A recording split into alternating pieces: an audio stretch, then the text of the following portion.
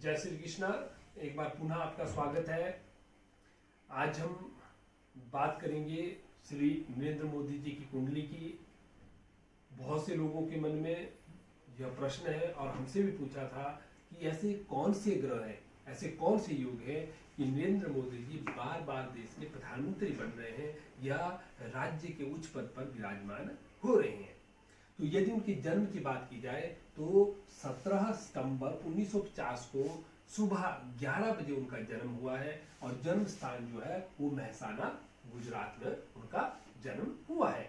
वृश्चिक लग्न में उनका जन्म हुआ है और वृश्चिक ही उनकी राशि, अर्थात उसमें चंद्रमा वृश्चिक राशि में ही गोचर कर रहे थे। जहां तक उनके नक्षत्र की बात है तो अनुराधा नक्षत्र में उनका जन्म हुआ है, जिसे उच्च कोटि का नक्षत्र कहा जाता है, और शुक्ल पक्ष का उनका जन्म है।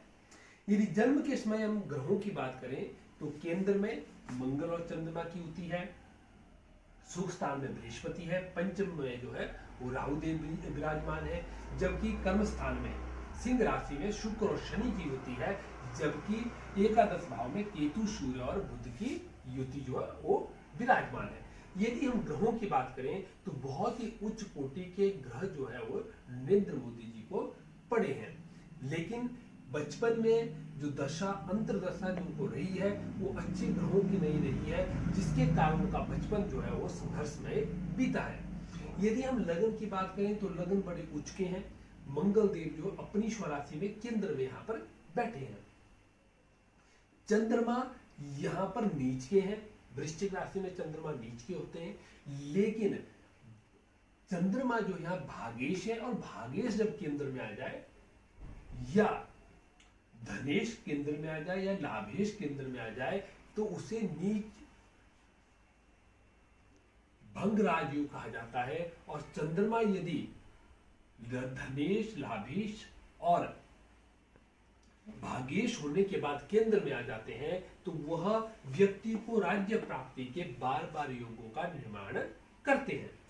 यहां पर बृहस्पति शनि की घर में है, शत्रु के घर में है। यही कारण है कि इनको सुख की, जो पारिवारिक सुख होता है, उसकी प्राप्ति इनको कभी नहीं हुई है, क्योंकि यहाँ बृहस्पति जो है वो वैसे भी कारक नहीं माने जाते हैं और साथ में जो है शत्रु राशि में विराजमान है। जहां तक राहु की बात है, पंचमेश है और बृहस्पति देव की राशि में बैठे हैं, तो यही कारण है क्योंकि शुरू में जो शिक्षा दीक्षा है वो टूट कर होती है, और यही कारण है क्योंकि बचपन में जो शिक्षा है, स्कूली शिक्षा है, वो संपूर्ण रूप से संपन्न नहीं हो पाई है। जहां तक कर्म स्थान की बात है तो शुक्र देव और शनि देव जो दोनों यहाँ पर बैठे हैं। देखो, शनि देव कर्मेश में जब बैठते हैं और व्यक्ति जब कर्म करता है तो उसको बहुत से लाभ प्राप्त होते हैं, क्योंकि शनि देव जो है वो कर्म के देवता है। जितना आप कर्म करोगे उतना ही शनि जो है वो फल देता है। यही कारण है कि अपने कर्म स्थान से जो है मोदी जी बहुत ही उच्च कोटि के व्यक्ति है, क्योंकि वो कर्म प्रधान व्यक्ति है। यदि हम एकादश भाव की बात करें तो इस भाव में ऐसा माना जाता है कि कोई भी यदि ग्रह ना हो या कोई भी ग्रह यहाँ पर बैठ जाता है तो सारे ग्रह जो है वो शुभ हो जाते हैं। और यहाँ पर उच्च कोटि का बुध आदित्य योग भी बन रहा है। बुध ग्रह यहाँ उच्च के हैं और केतु देव भी यहाँ पर एकादश भाव होने के कारण जो है वो अच्छा प्रभाव देने के लिए बाध्य हो जाते हैं। साथ में कहा गया है कि जब भी 6, 8, 12 में यदि कोई ग्रह ना हो तो ऐसा व्यक्ति जो है वो राजा के समान जो है जीवन जीता है, अर्थात राजयोग का निर्माण भी होता है। तो कुंडली में ग्रहों की स्थिति यदि देखी जाए तो मोदी जी के जो ग्रह है वो बहुत ही उच्च कोटि के हैं।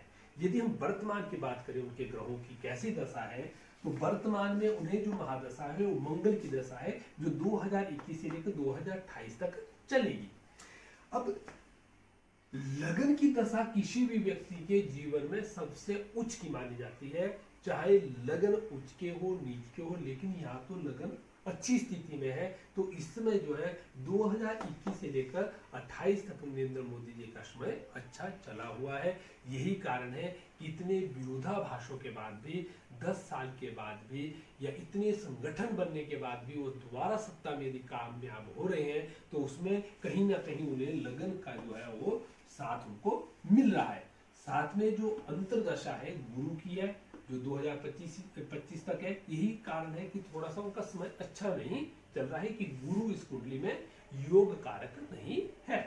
इसके बाद उन्हें शनि की दशा आएगी। शनि जो है इस कुंडली में अपने पिता के स्थान अर्थात सूर्य के स्थान पे बैठे हैं, लेकिन जो है वो केंद्र में बैठे हैं, तो इसलिए शनि की दशा उनको अंतर्दशा अच्छी ही रहेगी, लेकिन धीरे धीरे उनके स्वास्थ्य में गिरावट आ सकती है। तो इस कुंडली में विभिन्न प्रकार के राजयोग बन रहे हैं, कई तरह के योगों का निर्माण हो रहा है, जिसकी वजह से जो है वो नरेंद्र मोदी जी आज इतने कामयाब हैं। साथ में गोचर में जो है वो मंगल शनि तथा मंगल और राहु की युति भी बन रही है, जो कि उनको राज पदवी दिलाने का कार्य कर रही है। तो कहने का तात्पर्य है कि किसी भी व्यक्ति के रंक से राजा बनने और राजा से रंक बनने में ग्रहों का बहुत बड़ा योगदान होता है।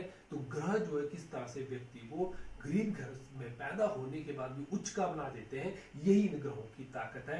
यदि आप इन ग्रहों का उचित निर्माण करते हैं, यदि आप पूजा के द्वारा मंत्रों के द्वारा इन ग्रहों को मजबूत करते हैं, तो ये कहीं ना कहीं आपको उच्च के प्रभाव देते हैं और आप रंक के घर में पैदा होकर भी राजा बन जाते हैं। यही इन ग्रहों का शक्ति है और मंत्रों के द्वारा इन्हें नियंत्रण में किया जा सकता है। आपको हमारा YouTube चैनल कैसा लग रहा है, हमारे वीडियो कैसे लग रहे हैं, कमेंट्स बॉक्स में बताएं और चैनल को सब्सक्राइब करें, ताकि हम आगे भी आपके लिए अच्छी अच्छी वीडियो लाते रहेंगे। यदि आने वाले समय में हम राहुल गांधी जी की भी कुंडली की विवेचना करेंगे। बहुत बहुत धन्यवाद।